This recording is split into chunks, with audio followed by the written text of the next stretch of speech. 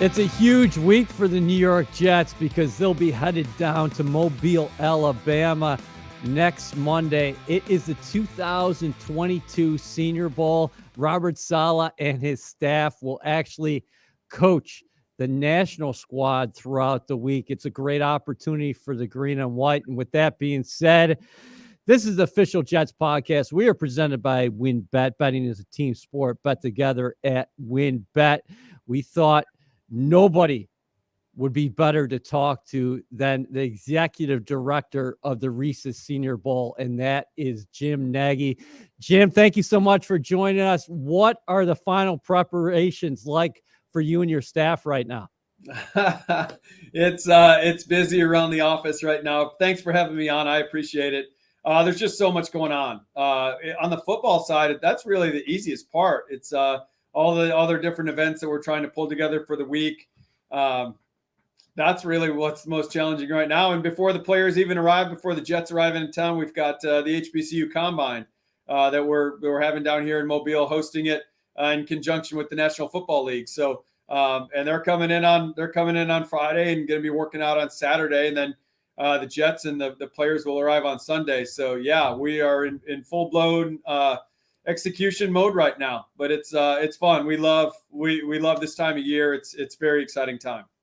So can you tell us about the selection process? How does the Senior Bowl go about selecting the staffs? Because it is the New York Jets and Robert Saleh heading up the national squad, like we talked about. And you got Dan Campbell and the Detroit Lions who are going to lead the American team. Yeah, it's not us at all. I think that's a little bit of a misperception out there. It's the NFL League office handles our coaching staffs. Very grateful to them. It's been kind of a long time partnership. It's the one thing that's made our game different than some of the other All-Star games is we get the full coaching staffs. So they start with the draft order. Again, you need to have a full staff in place down here in Mobile to coach the game. So that took the Jags out of the running this year. It goes to Detroit. They said yes. Houston declined, and I think they were still in limbo a little bit with their coaching situation at the time when the league reached out to them the Monday after the season. And then the Jets came in and they got that second spot. So that's really how it is. It's it's one of those mechanisms for parity, which makes the NFL so great. I keep bringing up whenever I do interviews, Robert Saleh's last job with the 49ers, that staff was down here 3 years ago. I think they were picking second or fourth in the draft that year. I can't remember which. They came and got Deebo Samuel, and the next year they're in Miami for the Super Bowl, and that's why Robert Saleh was kind of the man behind the T-shirts in the locker room the next year after the NFC Championship game, Mobile to Miami, were the T-shirts he had made up. So you can flip it quick. So it's a really smart thing the league does, sending us those staffs picking at the top of the draft order, and we're excited to get Robert down here. He's a guy that I worked with in Seattle. Our lockers were right next to each other in Seattle for a couple of years there, and great coach, man, great energy, bring a lot of juice to our practices. So we're fired up to get the Jets down here. Jets fans want the next Deebo Samuel. That would be something if they get that kind of value in the second round in 2022. What can you tell us about your experiences with Robert? Like you said, Jim, we're a long time NFL scout, almost 20 years scouting yourself. You went to the Super Bowl 6 times, 4 rings with 3 different teams. But talk about your relationship with Robert and what you saw from him in Seattle. Yeah, he was a great fit in the building. Just our culture that we had in Seattle, and I'm guessing he's tried to implement something similar there in New York. It was a high energy building, and that started from the top down with Coach Carroll and John Schneider, our GM, and it kind of filtered down, trickled down, and Rob. I just remember Robert working with our backers, and on the defensive side of the ball, which was a young, energetic, smart coach. You knew he was a guy. From a personnel standpoint, we're always looking for guys that could end up in a higher chair, and you always kind of felt Rob was going to be that guy. So then he goes on to San Francisco and does great things as a coordinator, and now he's in the next step. So again, he's going to be down here in more of an advisory role this year. We're kind of shifting staffs around. That's something new that the league office came to us over the summer with. Thought it was a great idea. So he'll be appointing guys on his staff into more leadership positions on the staff, and he's going to take a step back and be more of an advisory. advisory role. But I know just knowing Robert and the energy he brings, I'm sure he built a staff of similar guys. And so we know they're going to do a great job with our players, and that's really what we care about most. These guys are going to come down here, and in their 1 week in Mobile, they're going to become better football players. Jim, you talked about the 49ers really using this as a springboard a few years back. How advantageous is this for the coaching staff to not only get these guys on the practice field, but get them in a classroom as well and see how they receive the coaching on the field and what their attitudes are like, how they process things? It's a big benefit. There's no doubt about it. And again, that's why it's smart. The league has it set up the way they do, because you have a ton of takeaways. I think you can ask anyone that's worked in the NFL for any period of time. Watching the tape and making the tape eval on the player is the easier part of the equation when it comes to player assessment. I think the hardest part is drilling down and figure out the person. So yeah, all the takeaways, whether it be, having breakfast with him every day, lunch and dinner, all three meals really. But just having that time with him, just seeing them in the hotel, interact with their teammates, in the meeting room. How do they learn? How attentive are they? The things that really make a player, guys that play in the NFL and stick in the NFL, all those other intangible qualities, these guys get to see. So not only on the practice field, and that's great too. Those are great takeaways because they're applying the coaching. They're applying what they learn in the classroom. They're taking instruction between reps. And so the coaches are seeing that stuff that maybe the other teams can't see from the bleachers. So no, tons of great takeaways. I know the Jets will come down here with their sleeves rolled up and ready to work. And it's truly a beneficial week. There's no other time during the process, whether that be combine or pro days or 30 visits. I mean, they'll get other exposures to these players, but never like this week. I mean, you're spending an entire 7-day period with these players, basically, 18 hours a day probably. So no, they'll learn these guys. They'll learn these guys inside and out.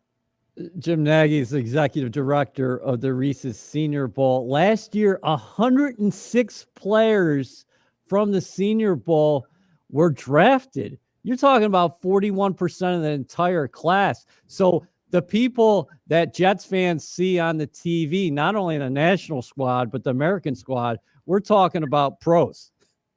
Yeah. No, that's a number we're proud of. That was a record for us last year with 106 drafted. In the three previous years since we've been here, of all the guys we've invited over the previous 3 years, 89% of those guys have made rosters their first year as rookies. Maybe not opening day, but at some point during their rookie year, 89% of those guys have been on NFL rosters. So, this is what they'll see. And you brought up, the American side, who's going to be coached by the Detroit Lions. The Jet staff's going to have time with them as well. We have a team swap is what we kind of call it. And the coaches will be able to spend time with those players. And, just pulling it back a few years now in terms of where that swap benefited a player and benefited a franchise, was Dak Prescott was down here being coached, I believe, that year by the Denver Broncos team. They swapped out with the Cowboys. And just in his limited time with the Cowboys and that one exposure, really, and this is coming from Jerry Jones. I mean, he's on the record saying that they started their, their liking for Dak Prescott and their conviction in Dak Prescott as a guy they wanted to be a Cowboy here in Mobile, and it started in that player swap time. So, they did their due diligence through the rest of the process, but that really helped them in their evaluation of Dak. And I know that the Jet staff is going to get this American side that Detroit's coaching for a good amount of time. So they're really going to be exposed to all 120 players on the roster. That's really cool, that exposure. I wanted to ask you about the coaching staffs here with the Jets and the Lions. Can they request certain players that they actually wanted to work with before you assemble those final rosters? No, we have the roster set before the teams are announced. We have to do that, and then basically, and the biggest thing, the criteria is competitive balance, right? So there's three pieces of criteria that we work through in the office to try to build these rosters. One is competitive balance. We want an even split. We want to have a good game. We want the teams to have the same level. Now, one position group on the American squad might be better than the one on the national, but in the end, in terms of the overall roster, it should really shake itself out, even itself out. But I'll say this, and then we like to have the SEC players on the American squad. It's important to, our regional fan base that comes in here and really shows up on game day, to have those guys on the same team. And then the last thing is we like to keep the teammates together. We don't want Penn State fans, for instance, to come down and have a few Penn State guys on one side of the ball and a few on the other. We want them rooting for that one team. So that's how it's split. The Detroit, the higher drafting team gets the selection of the two rosters. This year that was Detroit. They picked that American side. We did work through a couple trade proposals. There was one trade made. I won't divulge that because that's going to reveal too much about what the two GMs feel about maybe the rosters right now. But there was one trade made. It gets really hard. It's usually got to be like a 1-for-1 or a 2-for-2 trade. Like, for instance, if you tried to trade for a Georgia Bulldog this year, that would have pulled about 7 other guys on the other team with him. So we stay away from those. But yeah, that's really how that process shakes down. We're going to have to ask Joe Douglas about that trade after the draft because, like you said, he's probably not going to divulge that information prior to the draft. Hey, how much do you think running back Michael Carter and also Hamza Nasruddin improved their draft stock with good showings last year down there in Mobile? Yeah, I really thought leaving Mobile, Michael was going to go in the second round. It surprised me that he lasted to the 4th. That's where we had him graded, and that's where most of the buzz was, about Michael leaving the week. So usually on draft day, there's, that was an upset for us. Like, we thought Michael was going to be at least a day 2 guy. So that's when you start calling around the league and trying to figure that out. I think it was something medical with Michael. I think they got Michael on a little bit of a draft day discount because of something that popped up in his medical. But no, he had a great week down here. He had a great game. The running back position is a little bit of a incomplete eval during the practice week. We'll see those guys in the pass game quite a bit, whether that's, out of the backfield catching the football or in pass pro. But we don't tackle to the ground. We really discourage that. We want guys to, thud up and wrap up. But so the game is when the linebacker group and the running back group can really show out. And Michael did that last year. I think he had 75 yards and a touchdown in the game. And then Hamza, he's a guy that we had a much higher grade on as well, just based on his pure talent. We thought Hamza would be a 3rd-round pick. So for him to go so late, I think you saw him on the field this year, probably where he should have been drafted. But again, Hamza was dealing with some injury stuff. He had a really incomplete year as a senior there at Florida State, missed a lot of time. And so that probably held him back on draft day. But I think Jets fans saw what Hamza's future could be this year as a rookie, getting in there and playing a pretty key role for them. So yeah, they both had good weeks down here. And again, I think the Jets got both those players on a discount. WynnBET is now live in New Jersey, and they're bringing the excitement of Wynn Las Vegas to online sports betting. Get in on all your favorite teams, players, and sports, from boosted parlays to live in-game odds on every major sport. They have what you need to win. Sign up today to receive a special offer, risk-free $500 sports bet. Download the WynnBET app now or visit WYNNBet.com to start winning. WynnBET, an official sportsbook and gaming partner of the New York Jets. Offer subject to change. Terms and conditions at WynnBET.com. Must be 21 or older and present in New Jersey. If you or someone you know has a gambling problem, call 1-800-270-7117. I'd love to ask you about the 100-plus players who are going to be participating throughout the week, and I know our fans would as well. But how about some quick snapshots of a couple of these positional groups? Let's start with the linebackers. We were just talking about Nasruddin. The Jets coaching staff is going to lead a group that includes Utah's Devin Lloyd.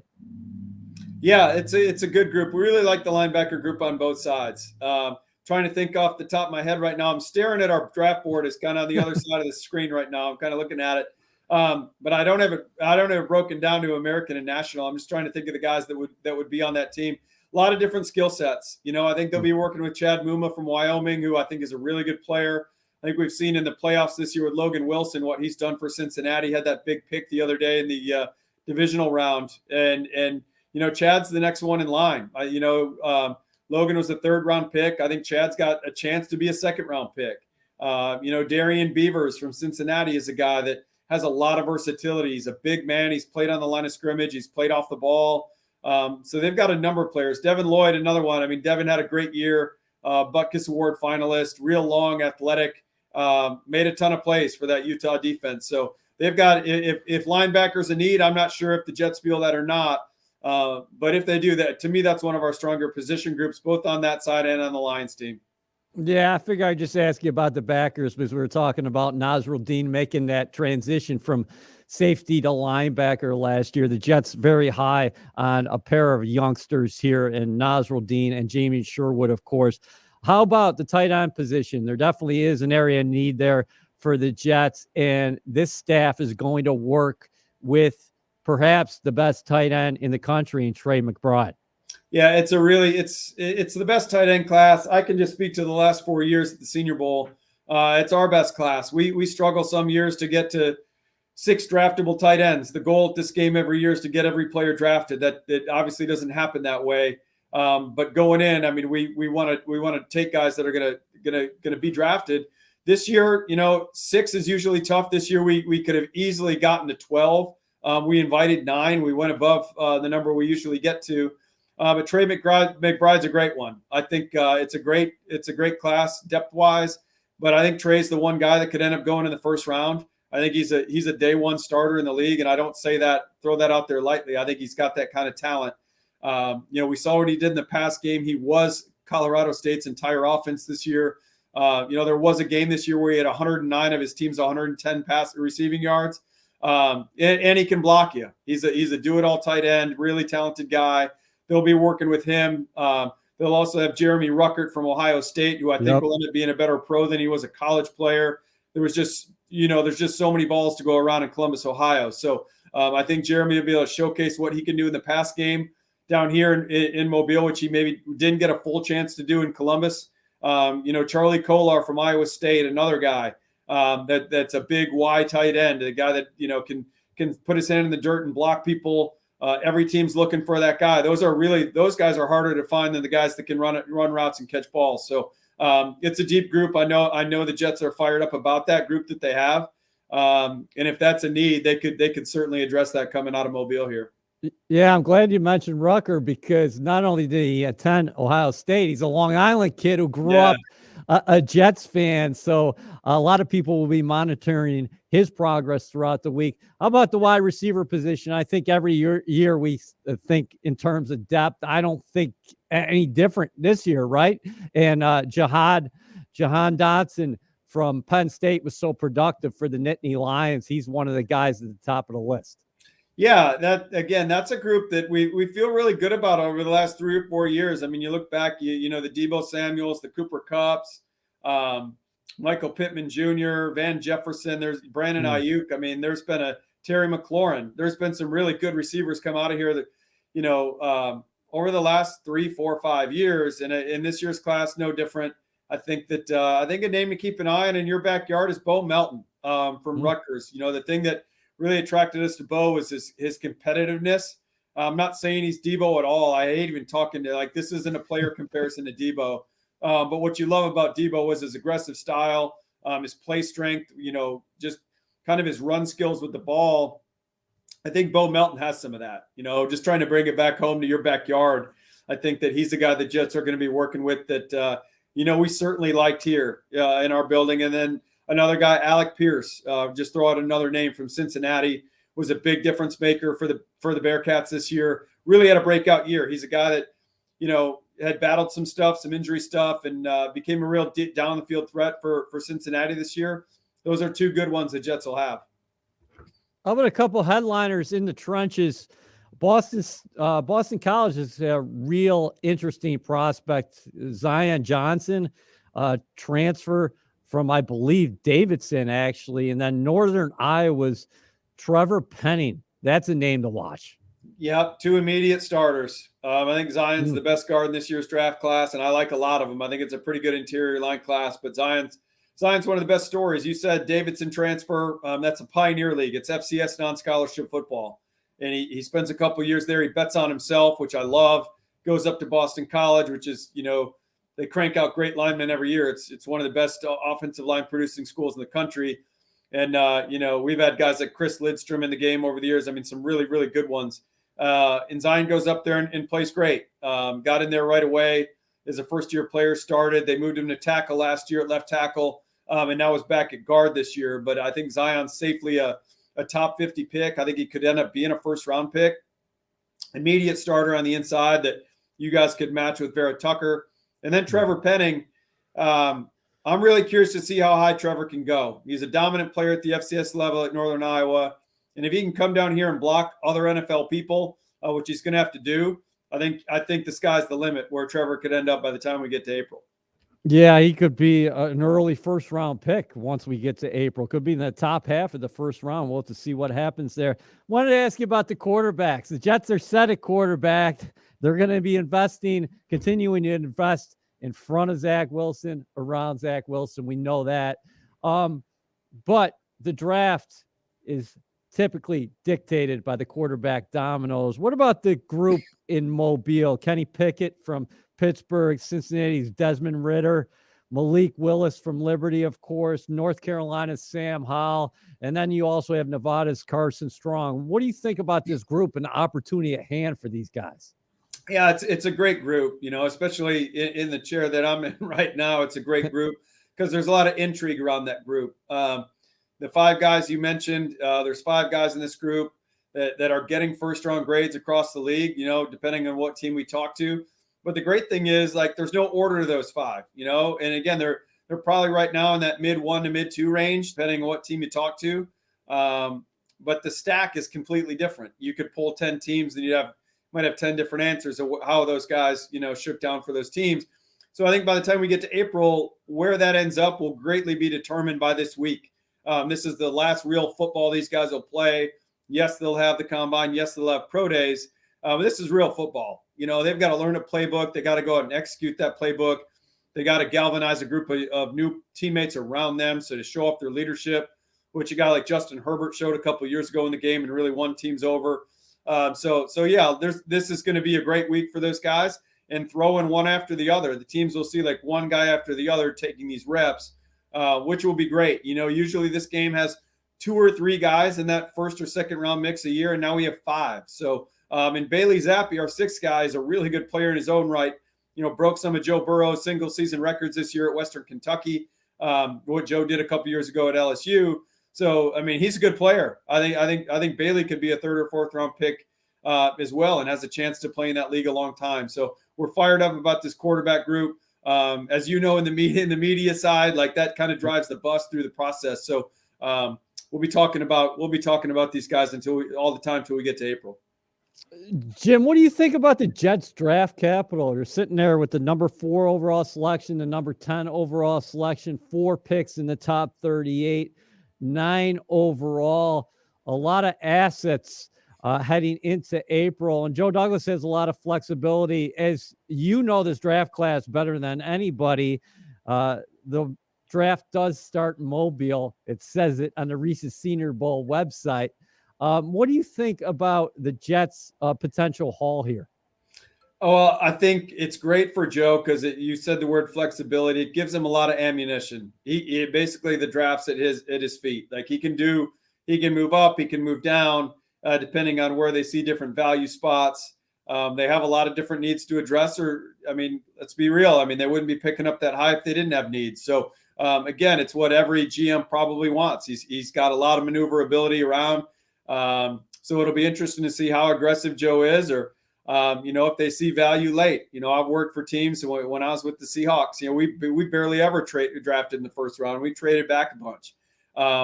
Because a lot of evaluators feel like the sweet spot in a lot of drafts is day 2. You get a lot of starter level players in the first or in the second and third rounds. So it'll be interesting to see how Joe attacks it. Yeah, and finally, I just wanted to get your thoughts on the staff led by Joe Douglas, of course, Rex Hogan, assistant GM, Phil Savage, who sat in that position where you're at right now. I know you guys are tight, of course, John Carr and company. Yeah, it's a great staff Joe put together, a great veteran group of guys. I've known Rex. Rex and I got into the league together about the same time, and we've been friends for a long, long time. He's great at what he does. He's been rumored to get some GM interviews over the years. He deserves that. I think he'll get one of those jobs someday. Yeah, Phil Savage, known Phil a long, long time. You said he was my predecessor, and I've leaned on Phil, and he's been great since I've taken this role. Even when I was making that early transition into this role 4 years ago, he helped me out quite a bit. and give me a heads up on things. And, Phil's been a GM, and you don't get there without having a great reputation around the league as an evaluator. What he did in Baltimore, building those Ravens teams, and drafted some Hall of Famers, drafted Joe Thomas in Cleveland. So, really good staff. I've known those guys, Dom Green, Jay Mandolisi, worked with those guys on the road for a number of years, and they're great at what they do as well. So they're a good staff. I know they'll come down here and have their sleeves rolled up. And like with all those early picks, man, I'm excited to see what the Jets can do with all of them. Well, Jim, we're excited to get down to Mobile, Alabama. You were so gracious with your time. Thanks, and we'll be seeing you soon. All right, we'll see you here in a few days. Thanks for having me on. WynnBET is now live in New Jersey, and they're bringing the excitement of Wynn Las Vegas to online sports betting. Get in on all your favorite teams, players, and sports, from boosted parlays to live in-game odds on every major sport. They have what you need to win. Sign up today to receive a special offer, risk-free $1,000 sports bet. Download the WynnBET app now or visit wynnbet.com to start winning. WynnBET, an official sportsbook and gaming partner of the New York Jets. Offer subject to change. Terms and conditions at wynnbet.com. Must be 21 or older and present in New Jersey. If you or someone you know has a gambling problem, call 1-800-270-7117. Great stuff from Jim Nagy, the executive director of the Reese's Senior Bowl. The Jets have a great opportunity this week down in Mobile, Alabama, because they'll be able to not only coach these guys on the field, but interact with them off the field in team meetings, see how they process on the field and what they're like in those classrooms, what their football acumen is, and do they have the love of the game that this staff is looking for. The 2021 New York Jets draft class, solid. It does have a chance to be special. Obviously, Zach Wilson, the number 2 overall selection in the draft. Number 14, Joe Douglas traded up to get Elijah Vera Tucker, and the list goes on and on when you're thinking about that draft class on both sides of the ball. Elijah Moore, 5 touchdowns in 11 games his rookie season. Michael Carter, who excelled down there in Mobile, Alabama, led the Jets in rushing last season. Hamza Nasruddin was a draft pick who also participated in the Senior Bowl week. The Jets also got Jamie Sherwood in the draft, Brandon Eccles, of course, as well. And they look to have a nickel corner who's going to excel there for a long time, and Michael Carter II. So it was a great haul for Joe Douglas in 2021. In 2022, the Jets, 9 picks, 2 picks in the top 10, 4 picks in the top 38. That is the 3rd time in franchise history that the Jets have had 4 picks in the top 40 since 1970, if they indeed stay there. The personnel staff will be taking a close look at practice and have intimate knowledge of what's going on, since the Jets coaching staff will be not only leading these prospects for the national team on game day, which is Saturday, but throughout the week, those practices Tuesday through Thursday. We will be heading down there, and we are going to follow all the action. We'll have some podcasts filed from Mobile, Alabama. But for the Jets and Robert Saleh, they are fired up. This is really the start of the draft process. Of course, after this, you will have the combine in late February, early March. It's going to be followed by the draft. The Jets have financial flexibility as well. The 2022 offseason is underway. The podcast here, as always, we are presented by WynnBET. Betting is a team sport. Bet together at WynnBET. Special thanks to Jim Nagy, who we will be seeing down south here in a couple days. You will be hearing from us on the Official Jets podcast next week and throughout the offseason.